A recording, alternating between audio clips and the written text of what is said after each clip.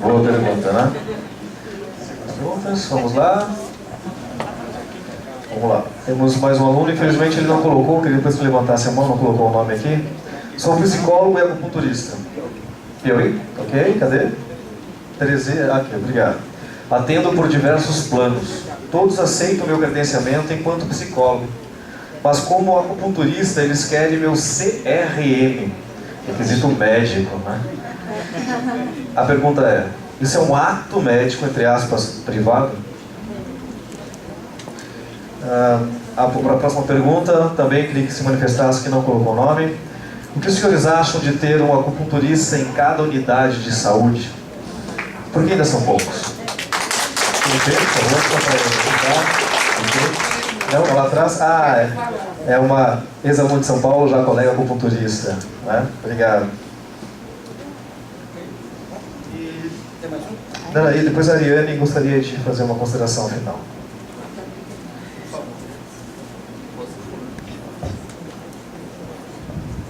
Podemos ir? Por favor, compilei as perguntas, reduzir aqui para dar Veja, direção. sobre o ato médico, nós tivemos um veto da Presidência da República. Em seguida, o Congresso Nacional tem a obrigação de confirmar o veto ou de derrubar o veto. Nós já fizemos a reunião do Congresso Nacional e confirmamos o veto por maioria de voto. Portanto, esta matéria, sobre o aspecto de tramitação, está enterrada. O termo é esse, está enterrado. O que está surgindo agora é um debate de como desenvolver as políticas integrativas. E se nós não ficarmos atentos, eles vão inserir aqui dentro, por emenda, o velho ato médico na nova legislatura. Porque nessa eles não podem mais. Porque teve a rejeição, teve a aprovação, teve o veto e a manutenção do veto.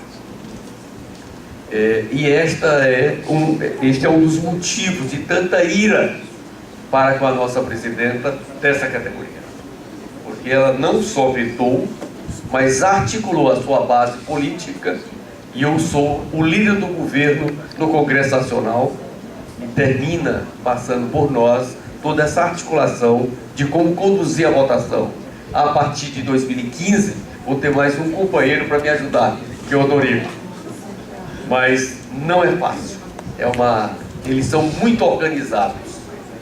Sobre isso, eu quero registrar de que quando aquelas 6 outras profissões regulamentadas permitiram que o acupunturista também pudesse estar ali inscrito, eles entraram com aquela ação em primeira instância e no primeiro momento nós fomos vitoriosos. Ou seja, eles queriam cancelar o ato dos vários conselhos que autorizaram a inscrição desses profissionais. No segundo momento teve um relaxamento. E aí, o advogado deles pediu para juntar numa única ação as ações que o Conselho Federal de Medicina tinha feito sobre cada um desses conselhos específicos. E em segunda instância, eles foram vitoriosos. Eles declararam nulo os atos dos conselhos que autorizavam a inscrição dos acupunturistas. Dessa decisão está sendo recorrida para o Superior Tribunal de Justiça. Neste momento, essas pessoas estão proibidas de exercer sua atividade de forma alguma, porque ali o que eles pediram foi a declaração do ato em que permitia a inscrição desses profissionais. Portanto, o que acontece com isso? A proteção, a contribuição anual do Conselho, eu chamo nós, os acupunturistas, não poderão fazer em 2015, enquanto o Superior Tribunal de Justiça não mudaram. Mas todos vocês profissionais podem exercer na sua plenitude a sua atividade. E é por isso que eu chamo a atenção da importância de se inscreverem como pessoas jurídicas que são, através da Lei Complementar 147, porque vocês passam a ter o seu CNPJ, podem emitir notas fiscais, podem contratar e podem, ao mesmo tempo, comprovar o serviço prestado. Então, isso é uma grande evolução. Em cada estado, senador, passa a ser culturista e empresário. como do jeito do médico, viu? É isso que eu estou dizendo, passa até a disputa Do mesmo patamar do médico. Aliás, uma conquista importante. claro, a lei que autoriza é a mesma que autoriza também o médico. A diferença é que lá no debate eles queriam que nós colocássemos no mesmo patamar de vinculação o que autorizou o médico e o acupunturista, porque aí eles fariam a leitura de que somente o médico poderia ser acupunturista. Nós fizemos o contrário. Nós colocamos o acupunturista sem vincular a nenhuma profissão regulada, para permitir que a gente possa ser fisioterapeuta, acupunturista, possa ser enfermeiro, acupunturista e as outras atividades, as 14 atividades que atuam nesse mundo aqui de convivência, que nem sempre é pacífica, mas é de convivência. Esta inscrição, ela é feita pela internet. Vocês podem entrar na página da Receita Federal e está lá autorizado. Você preenche os dados e dentro de 5 dias está totalmente regularizado. Seria interessante que a entidade nacional e tem as suas filiadas ou afiliadas dos estados fizesse uma reunião em cada estado com o superintendente da Receita Federal daquele estado e também com o SEBRAE. O grande parceiro nesse processo de formalização é o SEBRAE. E eles estão muito empenhados, muito integrados. O nosso convite para ir à Receita Federal do Brasil é muito mais para dizer, olha, nós estamos de olho, estamos atentos.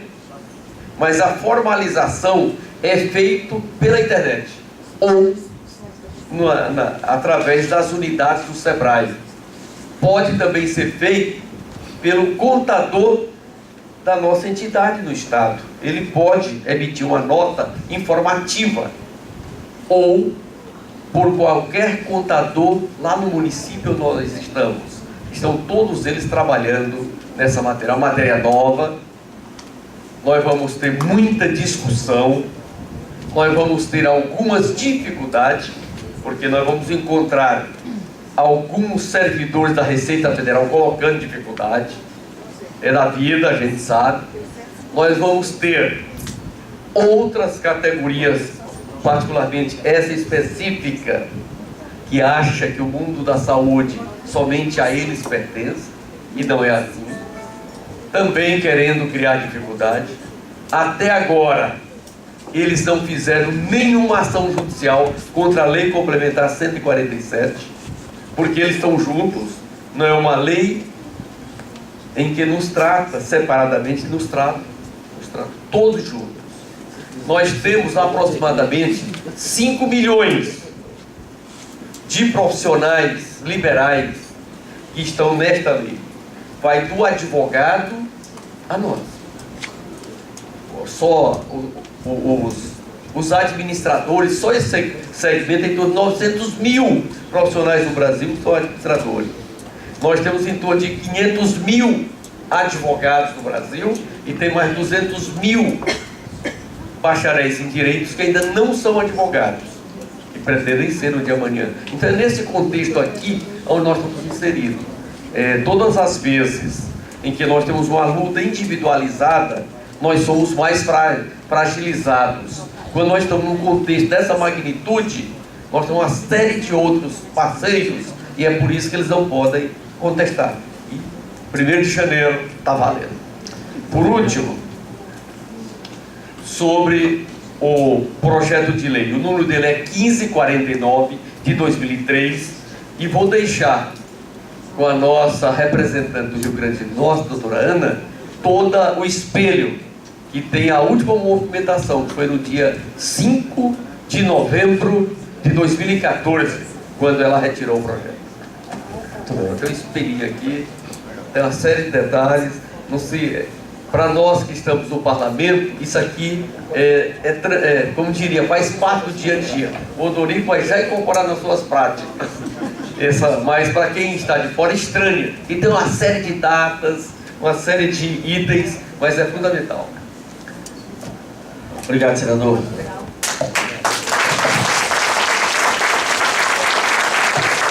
Antes de começar, só olhar o telão ali, nós estamos com a página que o senador acabou de falar, do microempreendedor individual.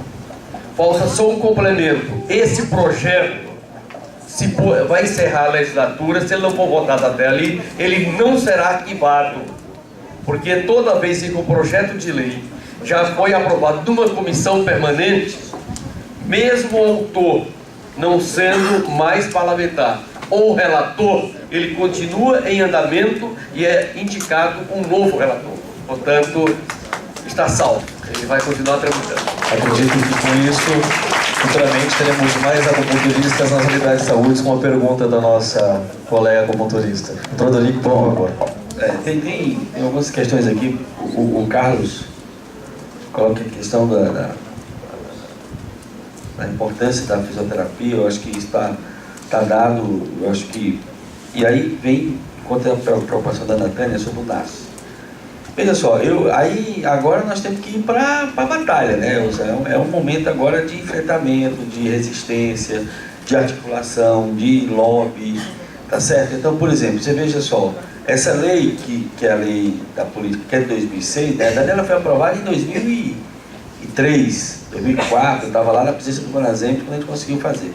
Foi um ano brigando, depois que ela foi para o Conselho Nacional de Saúde, foi para a tripartite, nós aprovamos na tripartite, e depois veio a resistência interna no Ministério da Saúde. Essas contradições, aí vai dentro das estratégias que a corporação tem que enfrentar agora.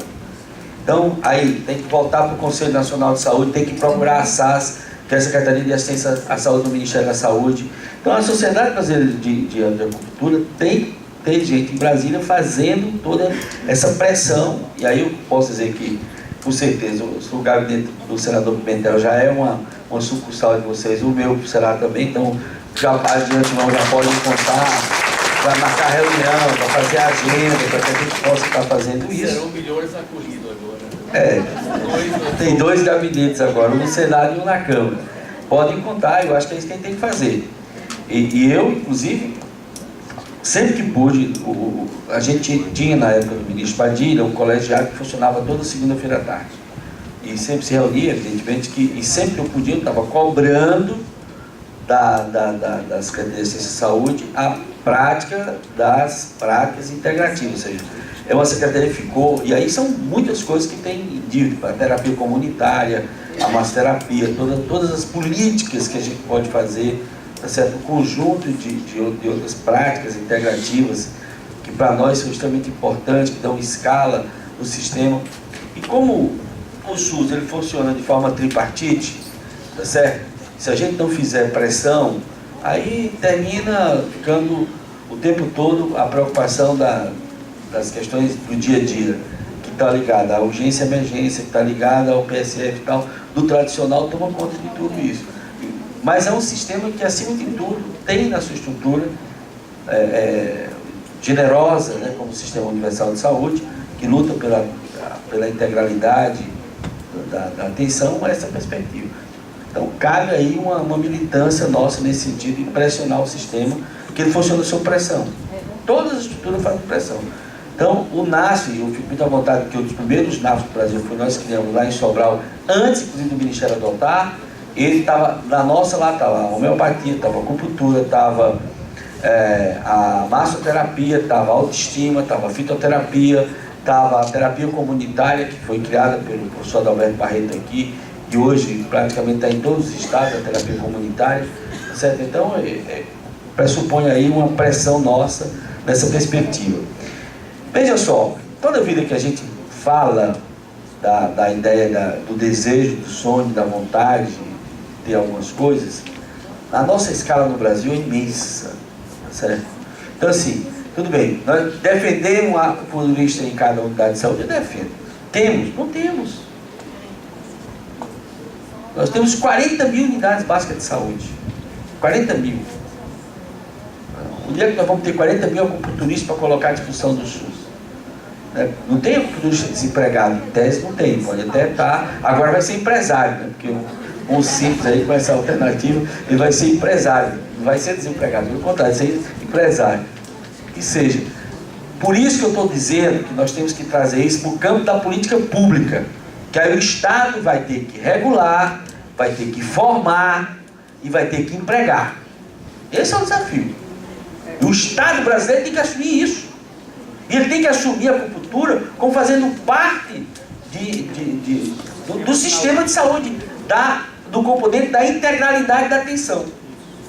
Que tem um conjunto de coisas. E aí vai ter que formar os médicos de família, para o conjunto de médicos de família aplicar aqueles pontos que estão ligados à atenção primária. Cuba tem lá os pontos que cada um, para o conjunto de situações que o médico da atenção primária, e aí quando é o caso ele caminha, faz a acupuntura da referência. Tem um conjunto de pontos que o médico de família domina, tá certo? E você tem um sistema de referência da hierarquização do sistema, inclusive da acupuntura. Então nós temos que pensar nisso. Então nós temos que pensar nessa perspectiva como política pública. E o Estado brasileiro forma, regula e emprega. E dá a garantia de acesso à população que precisa. Então é nessa perspectiva que eu vou estar defendendo lá isso. Certo? E eu acho que é essa perspectiva que a gente tem que levar para o Ministério da Saúde. Certo? E aí eu defendo isso. O que a gente tem, e aí com experiências isoladas de sistemas municipais de saúde. São Paulo tem alguns ambulatórios, algumas capitais têm, porque eu não tenho profissional. O que eu fiz em Sobral?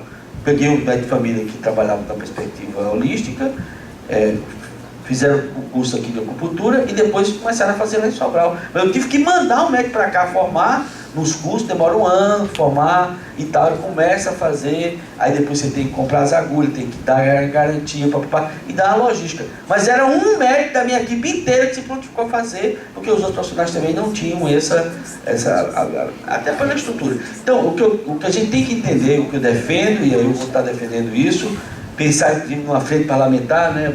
Depois a gente pode discutir isso com o senador, se é o caso de pensar e mobilizar, aí vai ter um espaço de mobilizar a sociedade civil, vocês irem lá, mobilizar os conselhos, discutir e fazer pressão na República para que essa República funcione sob pressão, a gente sabe disso. Certo? Então, nessa perspectiva que eu vou estar me colocando, né? Aí tem uma coisa importante que vai estar surgindo aí, que é o mais especialidades, que evidentemente que é o grande problema que eu estou defendendo hoje, que é acabar com a fila cega do SUS, e aí tem um conjunto de acesso à especialidade. E esse vai ser um nó crítico, porque não tem reserva, não tem nenhum país do mundo com excesso de especialista, nem Cuba tem excesso de especialista. A gente tem em Cuba, aqui no Brasil, 12 mil médicos de atenção primária à saúde, mas se for para ortopedia, se for para anestesia, se for para... não tem, aí nós vamos ter que enfrentar. E no meio disso aí nós vamos garantir, o que é a defesa que eu estou fazendo, que é acesso à questão do princípio da integralidade do sistema. Para isso a acupuntura entra, né, nessa questão aí da garantia de acesso, mas acima de tudo como uma política pública do Estado brasileiro, envolvendo o Ministério da Educação, o Ministério da Saúde, envolvendo o processo de regulação do acupunturista, que eu acho que esse é o grande desafio, porque aí fica o tempo todo essa coisa, quem vai regular, regula, não regula, como é que é o processo, né? Então esse é o desafio. Mas acima de tudo eu quero dizer que a partir de fevereiro vocês terão um gabinete em Brasília a serviço de vocês. Muito obrigado. Obrigado, doutor Benito, pela palavra. A nossa aluna de Viçosa do Ceará, a Ariane, que falasse. O microfone aí, por favor. Aqui, Ariane. Aqui, ó. Pode vir até. Tem dois. Por favor, então, Ariane Franklin, aluna de Viçosa, será sua consideração aos nossos convidados? Primeiro, boa noite a todos e a todas, né? A minha fala é muito no sentido da admiração e da parabenização. Eu sou articuladora do Território Rural de Identidade Litoral Extremo Oeste, que compreende 12 municípios de Morrinhos a Chaval, são em torno de 220 quilômetros, e articuladora também da economia solidária nos territórios Norte e Ibiapaba. Também são 20 e tantos municípios, são distâncias imensas que nós percorremos. E aí, o senhor já foi secretário municipal no interior e conhece essa região, tinha inclusive comitê em Viçosa, que é a cidade onde eu moro, para deputado, mas assim, eu não sei se os senhores têm a dimensão, o senhor falou das áreas periurbanas, do Pirambu, das periferias das grandes cidades, mas a dimensão do que é o Mais Médicos, o rural brasileiro, é inimaginável, principalmente para quem mora nas capitais. E aí eu coloco como experiência, na época eu trabalhava na Secretaria de Agricultura de Granja, na época que foi aprovado os Mais Médicos, e nós temos um município em Granja imenso, com 2.700 km², onde no município inteiro tinham 3 médicos na sede do município. E você tem uma localidade chamada Ubatuba, que as pessoas de Ubatuba estão a 92 quilômetros em estrada carroçal da sede do município e não tinham acesso à saúde. E hoje elas têm. Então, a minha fala é no sentido de registrar e de parabenizá-los nesse sentido. E aí também, em relação à questão da regulamentação do Super Simples para a questão da economia solidária, né? Porque, assim, eu estou vindo agora do Seminário Internacional de Desenvolvimento Rural Sustentável, e semana que vem em Brasília vai ter a terceira Conferência Nacional de Economia Solidária. E a grande defesa nossa é a questão das regulamentações. Por quê? Porque a gente precisa ter um olhar diferenciado da política pública, né, para a questão da territorialidade. Porque se a gente não tiver uma política pública pensando na territorialidade, seja em que âmbito for, e aí para o âmbito da saúde também, sendo pensada de forma diferenciada, os vários Brasis que existem dentro desse Brasil, e aí reforço, principalmente para a questão no âmbito rural, né, a gente nunca vai ter realmente um Brasil que universalize suas questões. E também reforçar que, assim, a sua fala de que realmente os médicos do Mais Médico, eles têm realmente um conhecimento, digamos assim, ambulatorial da acupuntura, utilizam de forma...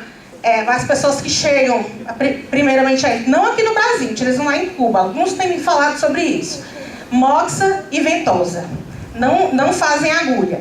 E quando identificam a necessidade do reequilíbrio, que precisa ter questões mais profundas a serem trabalhadas, encaminham para um acupunturista. E aí é uma outra experiência que o Nilson já sabe disso, que eu quero colocar aqui a público, é que eu me localizo em municípios que corriqueiramente a gente encontrava com pessoas que jamais tinham ouvido falar em acupuntura.